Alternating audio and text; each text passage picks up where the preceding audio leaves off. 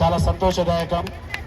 आपण जातीयवाद करतो काय रे से जातीयवाद करीतो से सामने కాబట్టి మా గూడూరు మండలంలో 11 సంవత్సరాల నుండి ఈ ప్రోగ్రాం చేయడం, ఈ ప్రోగ్రాంకి చాలా మంది సహకరించడం, మా గూడూరు మండల కమిటీ వాళ్ళే కావద్దు, ప్రజలు ఉండొచ్చు, విద్యార్థులు ఉండొచ్చు, ఉద్యోగస్తులు ఉండొచ్చు, ఈ ప్రోగ్రాంని ఇంత విజయవంతం చేయడం నాకు చాలా సంతోషదాయకం।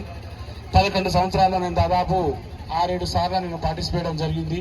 కాకపోతే ఇప్పుడు ఎస్టీ కమిషన్ అంటారు, ఎంత ఎక్కడ కమిషన్ అయినా నేను మీ ఊరి చిన్న మీతోటి ఒక పర్సన్ని మాత్రమే, బయటోనికి మాత్రమే నేను గెస్ట్ అయినా, మీ ఊరికి నేను ఎప్పుడు గెస్ట్ కాలేను, కాకూడదు కూడా।